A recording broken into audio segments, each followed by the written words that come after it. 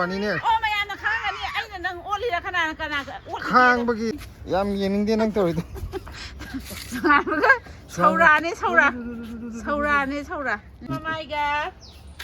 กันนั่นเนี่ยเจ้าวิว้าวอินนัดตึงเดือดรถกันเนาะข้างเดียวนั่งเจ้านะมานั่งเท้านะมาเจ้าเลยมาขันเองขันเจริญ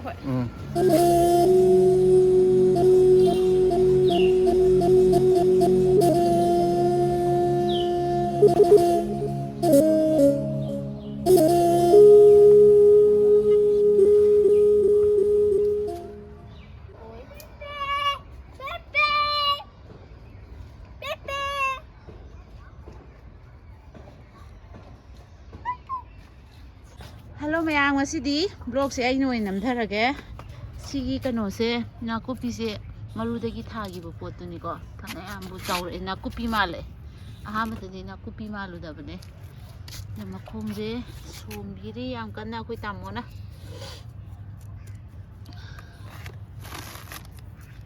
กันโนเซ่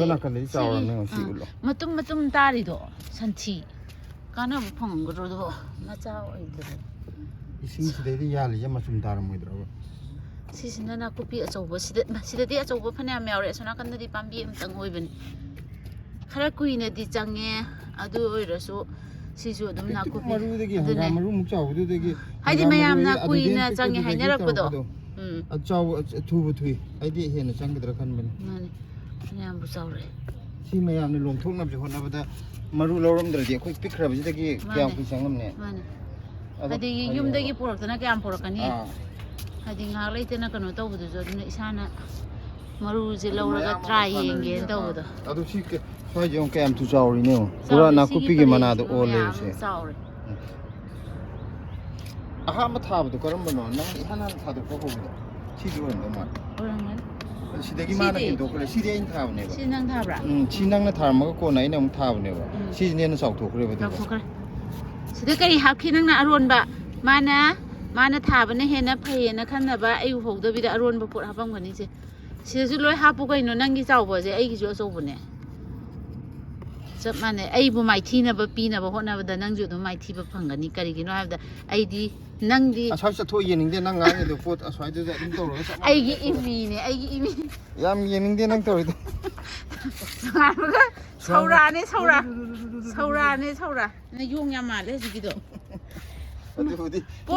โยงกันวิลาดิมนี่นะยุ่งยามมาเลยพวกซอยเจ้าคนนี้มาปานสาระมาปานลุยละเอกกะไอซีที่มาปานละอร่อยกินละอร่อยดรานะขันบันเนี่ยดูมาปานลุยละเอเลนทะเลซาดเดียอร่อยมาปานอันนั้นบันนั่นแหละเดี๋ยวมาลุยนับปักพิจิอัมพัชราบันคุบีที่เห็นนะปะไอ้กี่คุบีสิสาวกระบะคุบีเนี่ยบะดูนับปักพิจิอันนั้น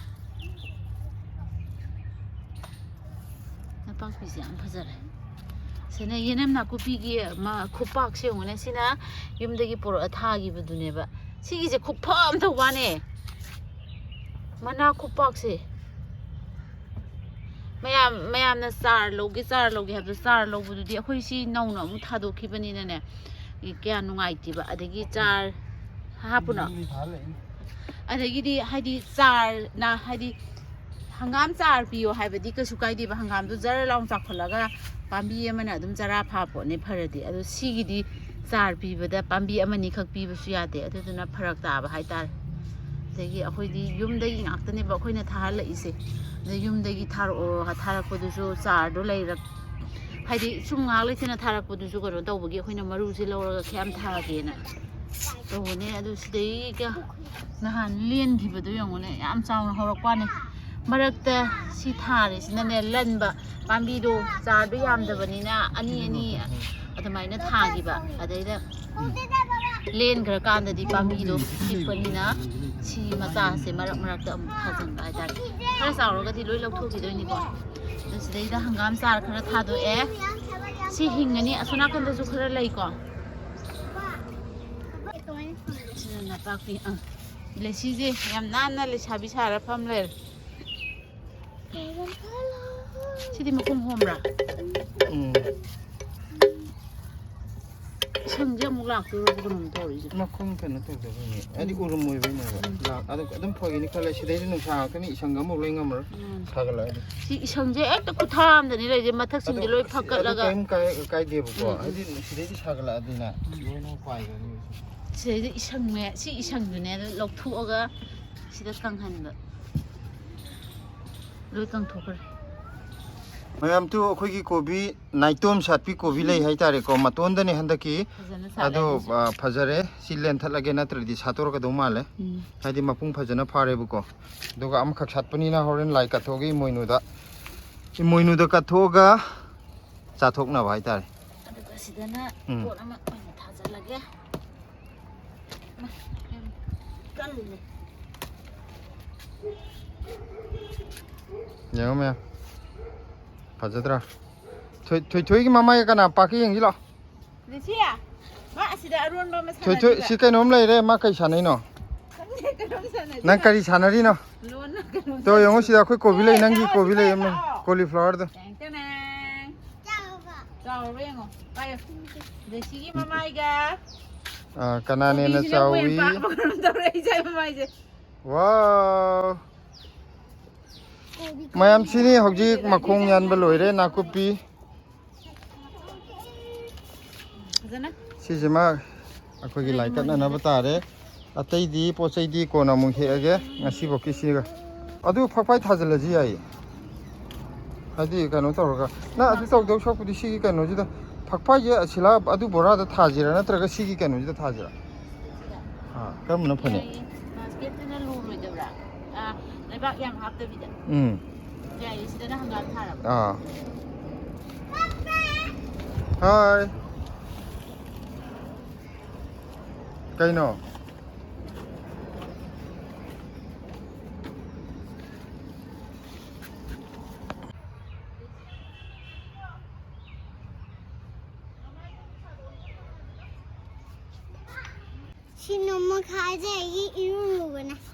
ꯃꯅꯥꯁꯤꯅ ꯏꯔꯨ ꯂꯨꯒꯗꯣꯏꯕ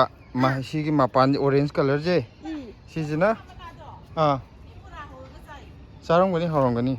ꯑꯁꯤꯁꯤꯅ ꯀꯥꯡꯉꯧ ꯉꯧꯔ ꯆꯥꯗꯣꯏꯕ ꯍꯥꯎꯆꯥꯅꯤ ꯌꯥꯝ ꯍꯥꯎꯅꯤ ꯁꯤ ꯄꯄꯥꯒꯤ ꯐꯦꯚꯣꯔꯥꯏꯠꯅꯦ ꯃꯥꯒꯤ ꯀꯩꯅꯣꯗꯣ ꯅꯪꯒꯤ ꯂꯣꯏ ꯐꯦꯚꯣꯔꯥꯏꯠꯅꯦ ꯁꯤ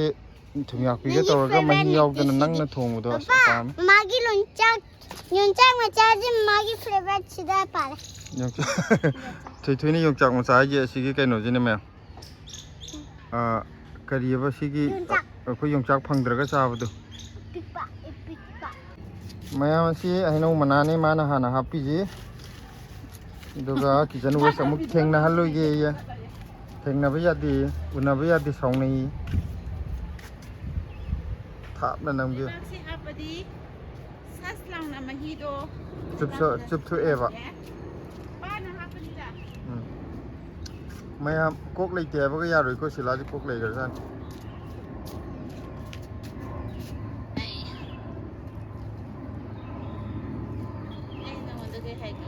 ꯃꯌꯥꯝꯅꯗꯤ ꯈꯪꯉꯝꯃꯣꯏꯕꯁꯦ ꯃꯌꯥꯝ ꯃꯥ ꯀꯣꯛ ꯂꯩꯌꯦꯁꯦ ꯃꯤ ꯀꯅꯥꯝꯇꯅꯗꯤ ꯈꯪꯉꯝꯃꯣꯏ ꯂꯩꯃꯤꯟꯅꯕ ꯑꯩ ꯈꯛꯇꯅ ꯈꯪꯉꯤꯀꯣ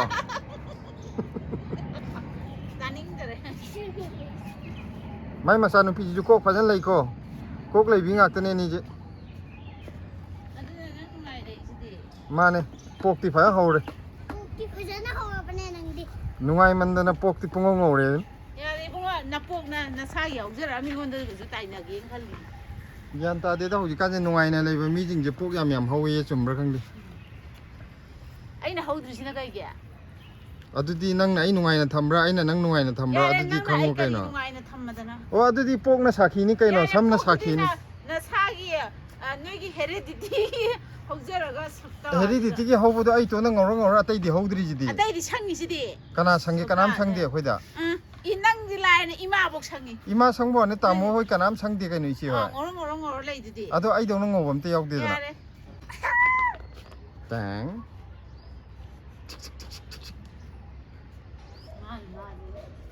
ꯅꯨꯄꯤꯅ ꯑꯣꯠꯂꯦ ꯀꯥꯏꯅꯁꯨ ꯍꯥꯏꯍꯟꯅꯤꯡꯉꯤ ꯍꯥꯏꯍꯟꯅꯤꯡꯕꯩ ꯋꯥ ꯅꯠꯇꯦꯅꯦ ꯑꯁꯦꯡꯕꯗꯣ ꯃꯄꯥꯟ ꯊꯣꯛꯂꯛꯄꯩ ꯋꯥꯅꯤꯅꯦ ꯑꯣ ꯃꯌꯥꯝꯅ ꯈꯪꯒꯅꯤ ꯑꯩꯅ ꯅꯪ ꯑꯣꯠꯂꯤꯔ ꯀꯅꯥ ข้างเมื่อกี้ไก่โนตัวเมื่อลิมิตตัววางลาลักเมื่อกี้ไก่โนตัวอะไรอิ่มนี่เนี่ยพงตัวอะไรอิ่มนี่เนี่ยไม่บุพีนะแกยังพีนะกุปยาด้วยเนาะอย่าเร่ขังจะเร่นั่งไงก็นั่งน่ะสิมลาเลยยังไงจะไอ้ก็นั่งก็ช่วงข้างหน้ากูสินะเตะเอาด้วยตรงหัวละดูดิน่ะดูแต่อันนี้มันก็ตัวนี้หอมหมดอ่ะก็ได้ที่อันนี้หุ่มหน่อยช่างกับข้างอีกดูอันนี้หุ่มหัวบุกี้ช่างบัดที่นั่งหลักการนั่นตัวนั่งช่างบ่หัวดีดอกแต่การนั่งช่างก็มีในตรอไปแล้วแต่ก็ช่างยังได้เนี่ยดูที่ยืมโทรศัพท์ตัวนี้เฮ้ยอย่าเลยตานิ่งดิงำน้ำบางงานกันนั่งต้องงำเดาเลยไอ้ก็นั่งบางงานแบบนั่งต้องงำเดาเลยดูขันเลยก็ดีนะต้องงางไงดูแค่ยินว่าคุ้มเลยนั่งปวดตัวเลยข้างก็งางอย่างไรวะดูอิชูดูงำเดาบุกี้ดูนี่เองก็ดูชูเนี่ยวะเจ็บพักไปท่ากี่ตัวอุ่นละทามนึกอุ่นแล้วก็นั่นน่าสักตัวพอใจนะอุ่นไปวันนี้นะนักสลัดมีกี่ก็ได้นะเซ่สังอาเกสมีมุขขังกันละกันไม่ยอมตุพักไปหุ่นจิกทาบดูนักน้ำมุสละเกทามนึกปนมาสักพอใจท้าอุ่นปะดูหุ่นจินักน้ำอุ่นแล้วนี่นะพักไปเดี๋ยวอุ่นละกันไงคู่มาเถอะมาไอ้นายดิกูจับ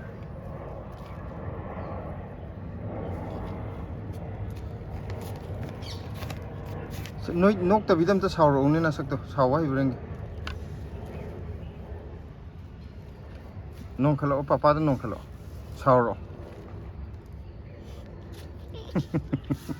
งั้นใช่บรัสต้องรู้เลยก็สั่งเอดูกันเนี่ย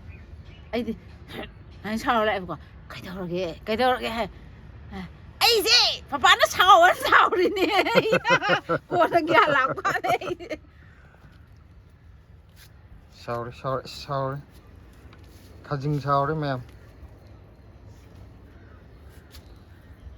พักไปจะไม่ยอมพาละแกสิพักไปจะสิจะไหนก็สิดะยิ่งมันจะสุนัยแบบอย่าบ่ดิเอามุขไปจะหิงก็งำเด้ไม่อย่าบ่หิงนี้มาทำได้หิงนี่นับปักปีดงนะนับปักปีกันนั่นเลยพาริงไงเดี๋ยวนี้ยามพาวะเอาดูก็ซีซันเลยกันแต่เดิมซีซันกี่ได้ใช่เรียลสปอร์ตตินได้เลยโพ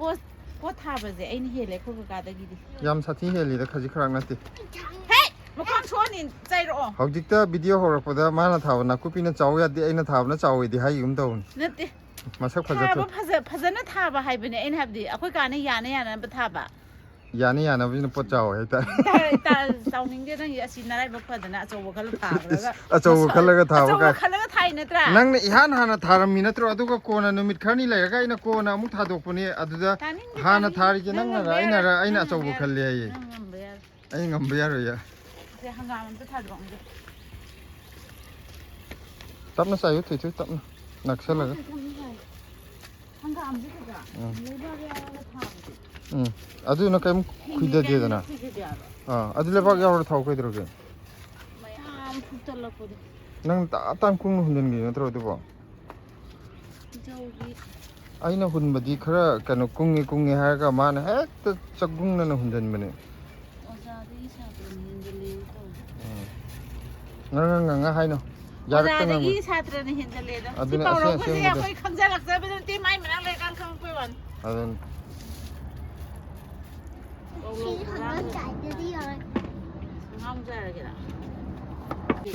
hangam macam mayam thadui ko handak na si aroi bagi oidine sidai di matam hengar gadi muktin ta salakani bu ko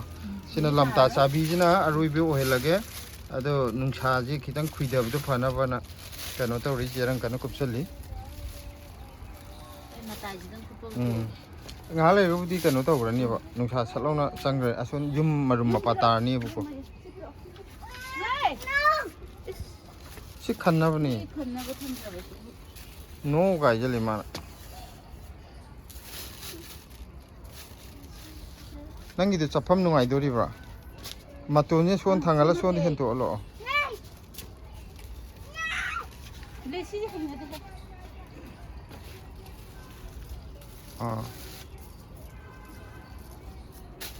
tabu ko pa jo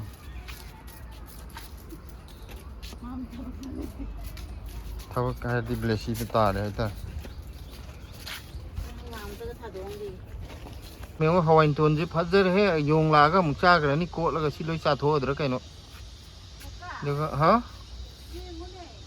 कहीं नो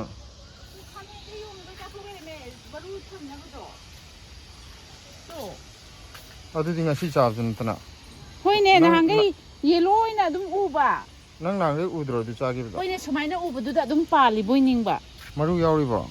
ꯃꯔꯨ ꯑꯃꯅꯤ ꯌꯥꯎꯔꯦ ꯑꯁ ꯃꯥꯂꯪꯕꯤꯗꯤ ꯋꯥꯈꯜ ꯅꯨꯡꯉꯥꯏꯔꯔꯣꯏꯗꯣ ꯑꯃꯅꯤ ꯄꯥꯜꯂꯤꯁꯦ ꯍꯨꯜꯂ ꯄꯤꯕꯤꯕ ꯑꯗꯨꯝ ꯌꯥꯝ ꯆꯥꯎꯈꯠꯇꯤꯌꯦ ꯌꯣꯟꯗꯦ ꯑꯁꯤꯗꯤ ꯂꯧꯕ ꯌꯥꯔꯣꯏꯌꯦ ꯌꯥꯅꯤ maru yaudi yani. Sega Heura, maru yaudi mare si. Yengu yauran. Sisu attack tar. Jugoram cha. Sisu attack tar maru yaudi. Am to lem na tha di ma. Maru long na ba na sa phajaba ma khak pune adu bo ya de. Yaro. Si gi maru ji ama ani do. Mama sika am tharaga. Pura ido ma kuthare do. Sawe ya de waro ya de khoram jari adu bu phuda yadra.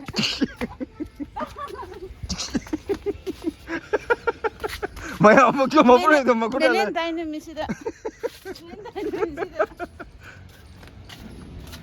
Pura ido ma kuthare do. Sawe ya de waro ya de khoram jari adu bu phuda yadra.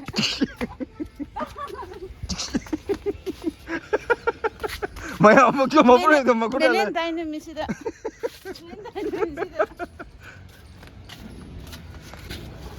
Ngasi di hangam mamuk loisal lagi. Hangam je aco buji loisal.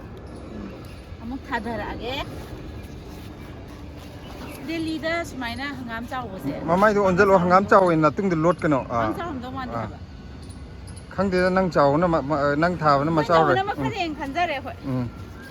Narai wa nang phapai. Teng to kare. Narai wa nang phapai. Thai gai na lai ba phabaduna ba lai ba phaban mi chi da lai jan. Ya hangam yam chaw ji sonda ahum khak tangai hore. Sida macha khara chaw khulak puji ju siju loin ma kano tawre. Si pere kar. Tidi na una tha. Mayam hangam tang cha tharu rage.